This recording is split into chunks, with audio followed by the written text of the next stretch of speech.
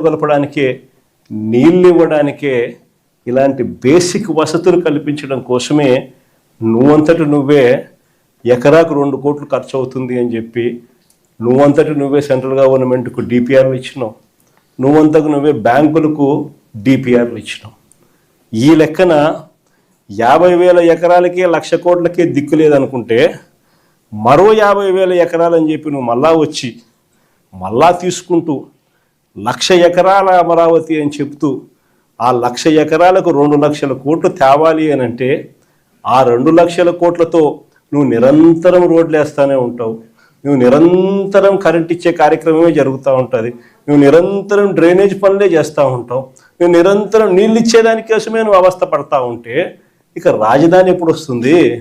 ఎన్ని దశాబ్దాలు పడుతుంది?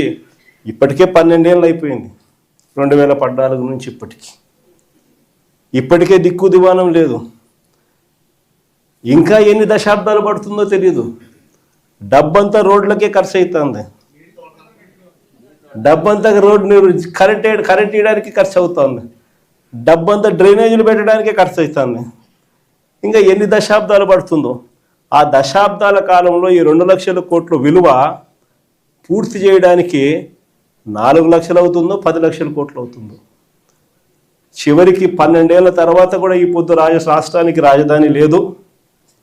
ఇంకా 20 ఏళ్ళ తర్వాత కూడా మన పరిస్థితి ఏమిటంటే అప్పుడు కూడా రాష్ట్రానికి రాజధాని కనిపించదయ్యా. అయ్యా చంద్రబాబు, ఇది మానుకో.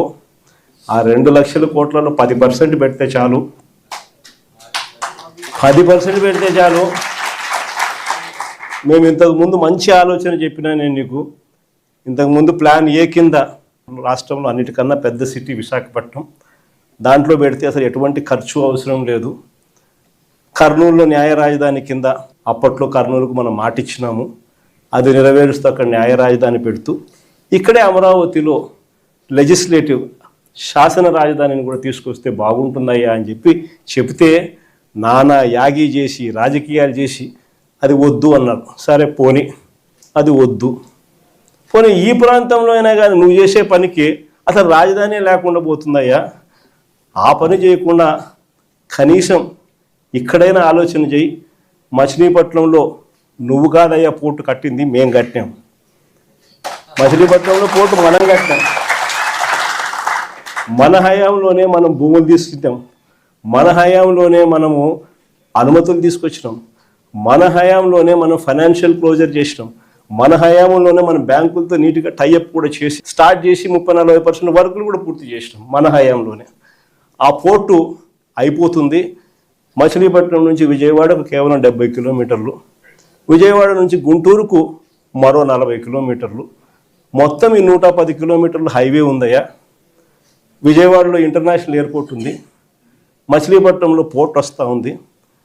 ఈ హైవేకి అటు ఇటుగా ఎక్కడ నువ్వు కట్టే ఆ బిల్డింగులు ఇక్కడ కడితే దీన్నే మచిలీపట్నంలో నుంచి విజయవాడలో నుంచి విఐ, గుంటూరులో నుంచి గన్ను, మావిగన్ అని చెప్పి ఈ 110 కిలోమీటర్లు ఈ ఎకనామిక్ కారిడార్ కింద, క్యాపిటల్ కారిడార్ కింద డిక్లేర్ చేసి ఆ కట్టే బిల్డింగ్లు ఆడ కట్టుకోకుండా ఇక్కడ కట్టయ్యా. 2 లక్షల కోట్లలో నువ్వు పెట్టే అమౌంట్లో 10% ఇక్కడ పెడితే చాలయ్యా. ఆ రోడ్ల కనెక్టివిటీని కొంచెం ఇంప్రూవ్ చేస్తే చాలు, బ్రహ్మాండమైన రాజధాని ఇక్కడే తయారవుతుంది.